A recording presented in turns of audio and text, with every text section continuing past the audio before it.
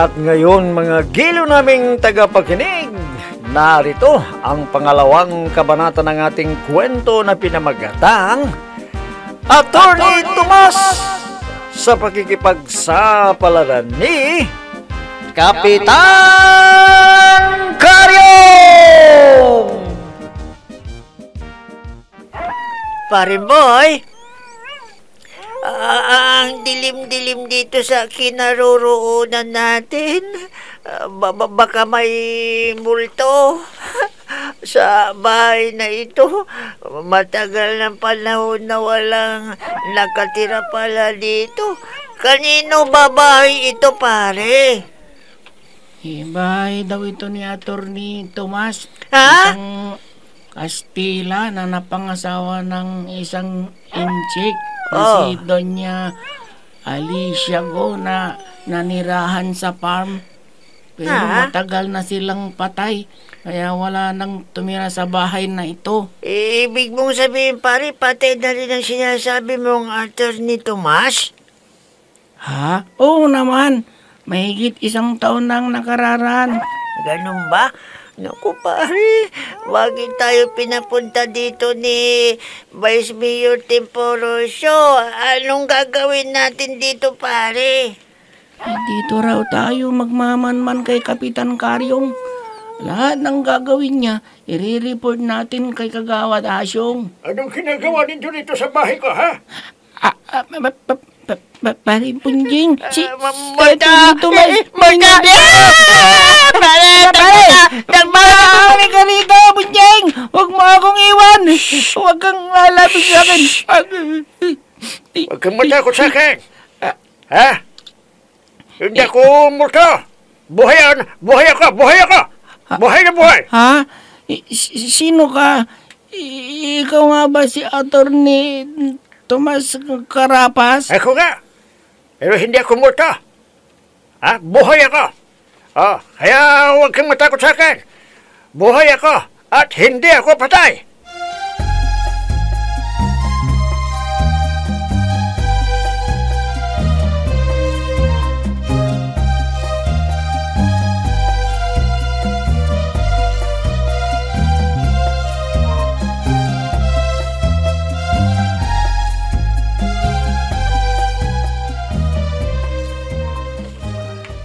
Ang ibig mong sabihin, boy, si Attorney Tomas Carapas ang nakita nyo doon sa lumang pugo. Bahay? Oo, Kagawad. Nakausap ko nga siya eh. Paano nga nangyari yun? Matagal nang patay si Attorney Tomas Carapas nung panahon pa ng Kastila.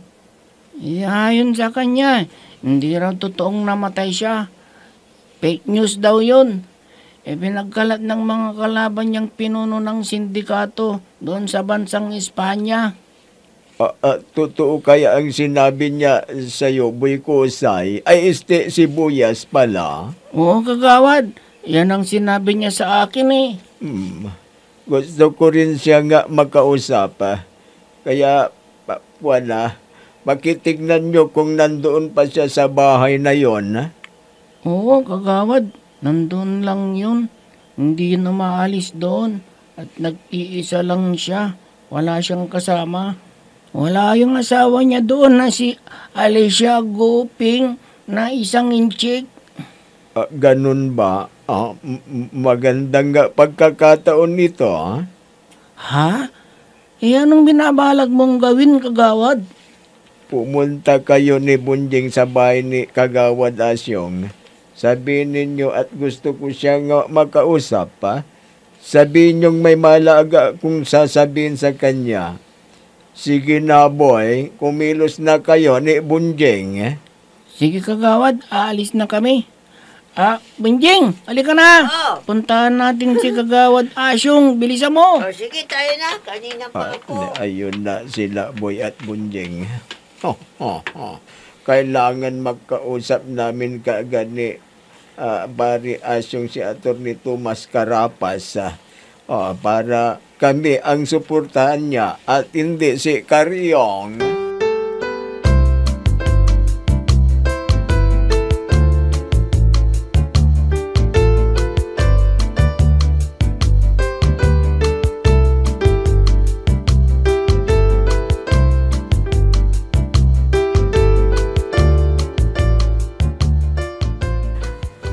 ibig mong sabihin, Veronica, buhay pa hanggang ngayon si Atty. Tomas Carapas?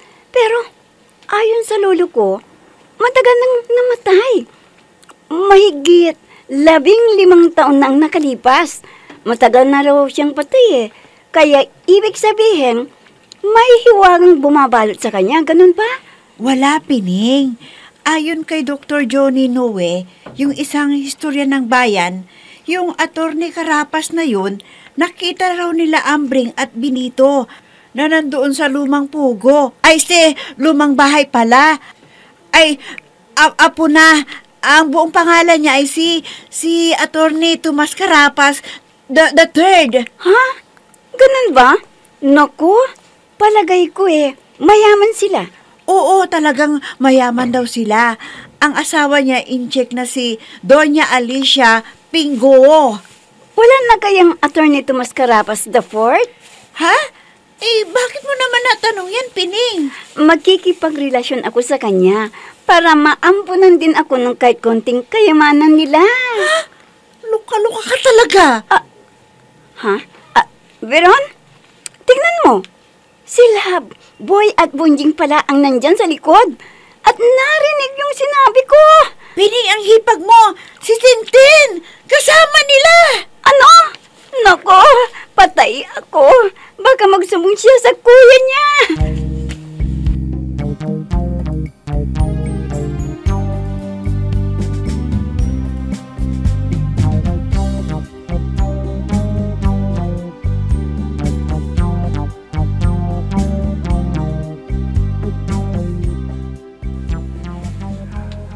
Buenos dias, Kagawad Asyong.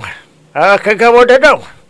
Kumusta na yung mga tagapakinig natin dyan sa Bagong Lucena at Balasan? Kumusta na kayong lahat dyan?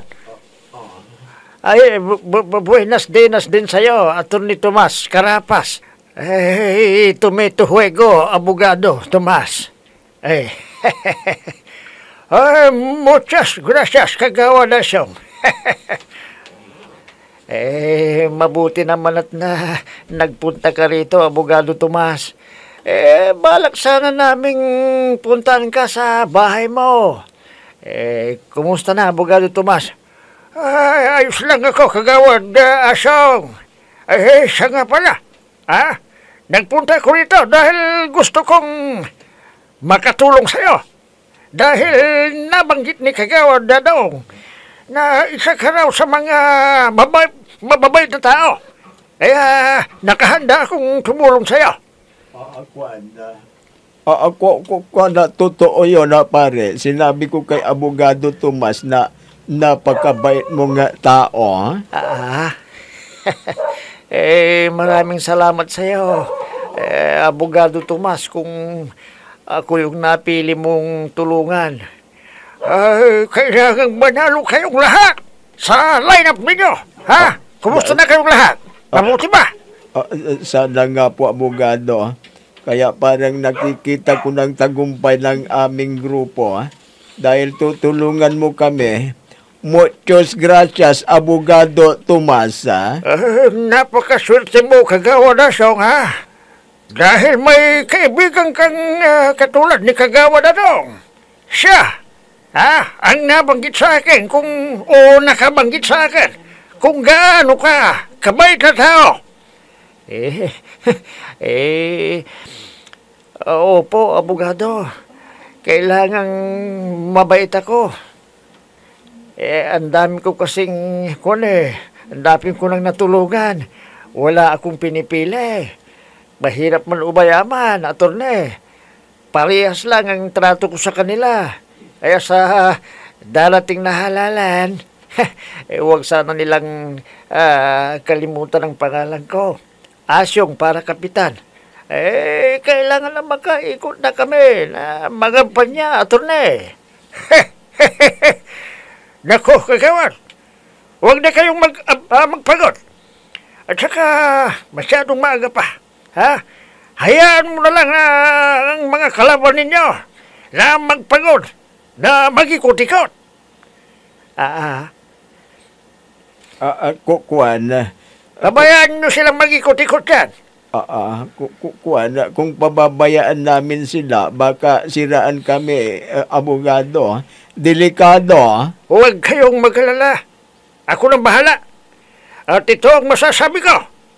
Sisiguraduhin ko na walang matatalo sa mga kasama ninyo. At bago ako magpaalam sa inyo, ha?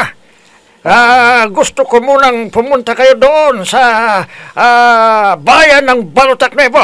Kumustahin nyo yung mga tao roon, ha? Abogado. Opo, abogado. Opo.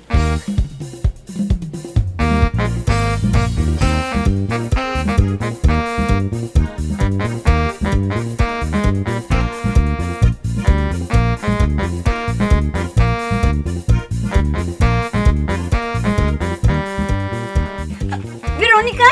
Veronica! Ha? Oh, friend, anong nangyari sa'yo? Bakit parang takot na takot ka? Friend, may masamang balita.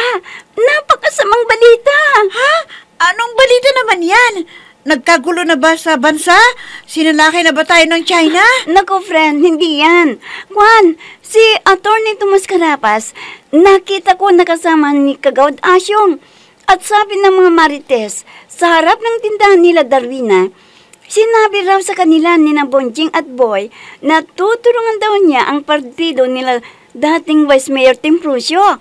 Kaya, delikado ang lagay ni Vice Mayor Agaton. Baka matalo siya. Ano? Hindi pwedeng matalo si Vice Mayor Agaton. Kailangan malaman niya kaagad ang balitang yan, Pining. O sige, Veronica, sabihin mo na kaagad para makapag-meeting ang partido nila. Sige, Pining.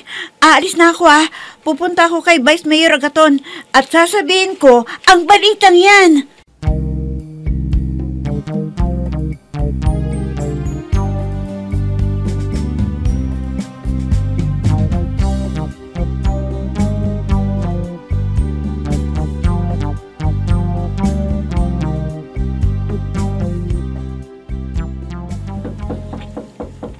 May kumakatak. Sino kaya ito? Baka hihingi ito ng ayuda. Marami na akong nagastos. May mga balik ng balik. Magpapalit lang ng damit tapos hihingi ulit. Nakaw.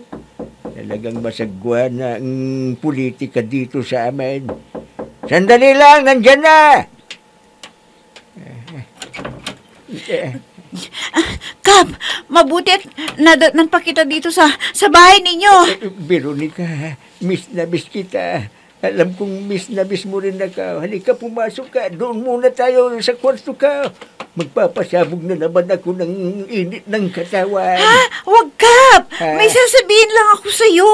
Saka na lang yung nasa isip mo. May masamang balita. Anong masamang balita na sinasabi mo? Veronica? Si Atty. Tomas Carapas, nakipag-usap daw kay Kagawad Asyong at sinabi ng susuportahan daw ang team nila. Kaya tagilid ka, Kap. Kung hindi kayo kikilos kaagad ng mga kasama mo, kailangan maiparating mo pa kay Vice Mayor Agaton ang pagsuporta ni Atty. Tomas sa partido nila Kagawad Asyong. Kung hindi, siguradong matatalo kayong lahat.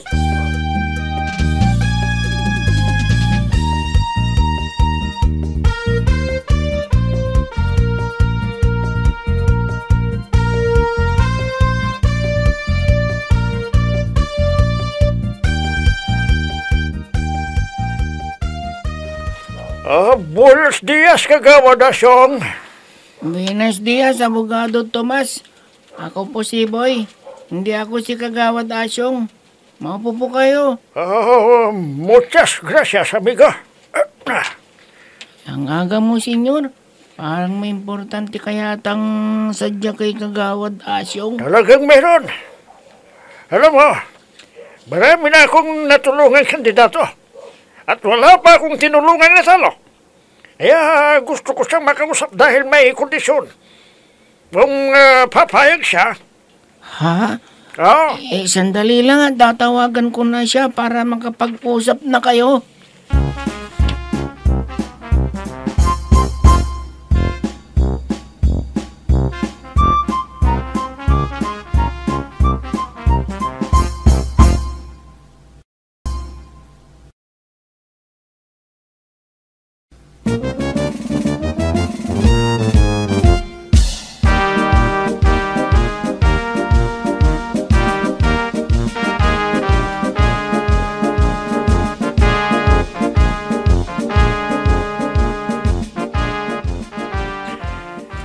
Yan ang kondisyon na sinasabi ni Atty. Tomas sa akin, boy.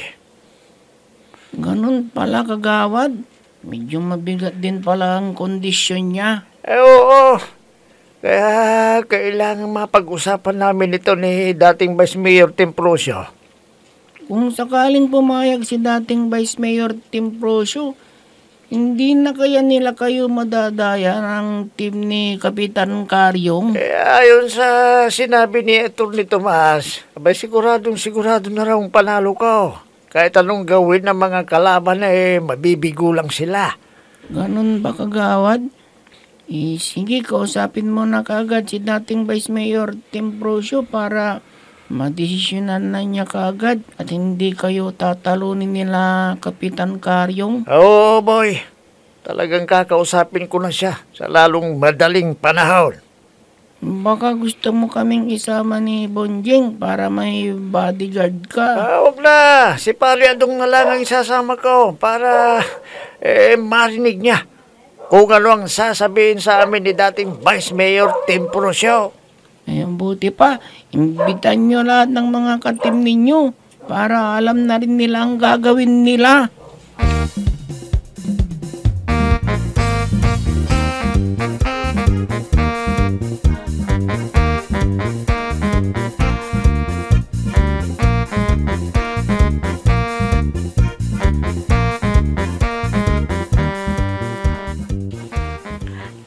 Veronica, mabuti naman at nadatnan pa kita dito sa barangay hall.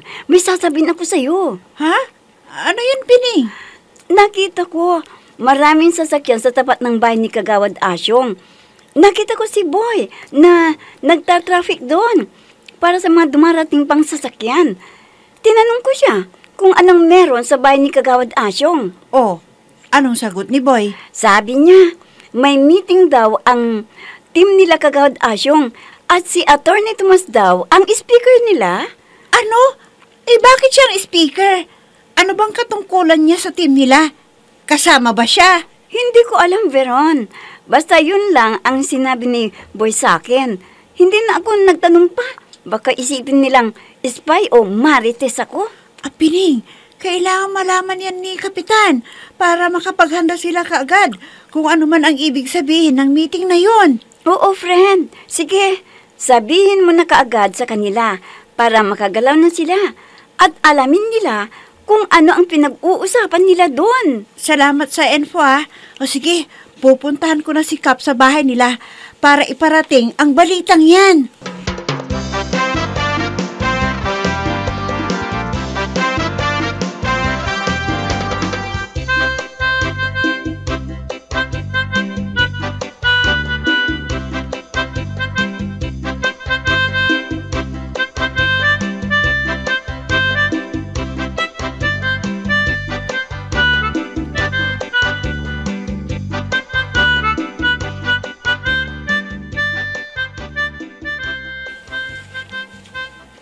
Bayaw, nakita ko si Veronica, galing na naman dito. Palagay ko baka nagpasabog ka na naman ng init ng katawan. Hindi bayaw. Nagmamadali siya may pinapagawa kasi ako sa kanya, bayaw. May masamang balita. Ha? Ano namang masamang balita yan, bayaw? Sabi ni Veronica sa akin may meeting daw sila Kagawad Asyong doon sa bahay nila. At si Atty. Tomas Carapas ang speaker. Ano ka mo, bayaw? Si Atty. Tomas ang speaker nila? Oo, yan ang sinabi sa akin ni Veronica. Kaya nagpunta rito. Kaya bayaw, halika, samahan mo ako. Ha? Saan tayo pupunta, bayaw? Punta tayo kay Mayor Gustalba, I-report natin ang nagkalap nila Pining at Veronica na balita. Sige bayaw. Kailan ba tayo pupunta kay Mayor? Ngayon na bayaw. Para makapagpatawag na rin siya ng meeting ng team namin. Ayaw kong matalo bayaw. Kundi kaya ang aabutin ka. Pagtatawanan lang ako nila Asyong. Masyadong maaga pa. mas mauuna pa ang national election sa inyo eh. Mas mabuti na yung maaga bayaw para hindi ako matalaw.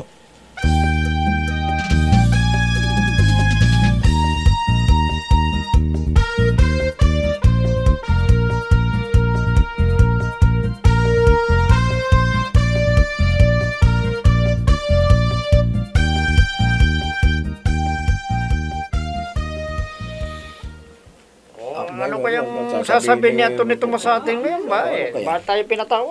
Magandang araw po sa inyong lahat. Magandang araw din sa inyo. Gusto kayong makausap ni Atty. Tomas dahil may mahalaga daw siyang sasabihin sa inyo. Ito'y tungkol sa nalalapit ng 2025 barangay eleksyon. Bibigay yata siya ng ayuda eh. Ha? Maganda ito mga kasama. Magbibigay yata sila ng At ayuda. tumahimik lang nga po kayo ng kaunti. At narito na ang ating pangunahing tagapagsalita sa araw na ito. Walang iba kundi si Atty. Tomas Carapas. Salubungan natin siya ng masibagong palakpakan. Buenos tardes, amigos. Sa araw na ito ay... Pulis! Pulis! Atty. Tomas, bumalik ka rito! Bumalik ka rito! Atty. Tomas, bumalik ka! Atty. Tomas!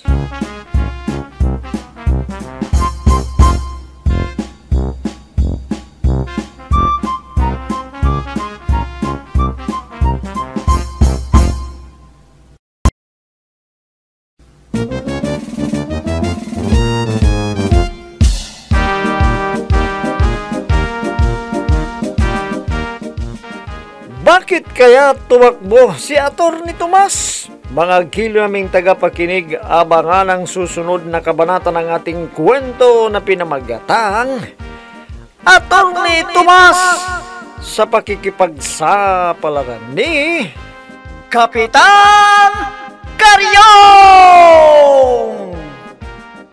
Mga nagbibigay buhay sa ating dula ay sina Mayra Abrihal Narnola, Susan Malikdam, Robert De Guzman, Ami Diaz, Oscar Ora, Jun Cabato, Technical Supervision at sa musika ni Oscar Ora, nilapatan ng tunog ni Robert De Guzman, mula sa panulat at direksyon ni Oscar Ora, Kapitan Karyong! Inihahandog sa inyo ng F3 Recording Studio para sa pambansang radyo ng Pilipinas, Bombo Radio Philippines!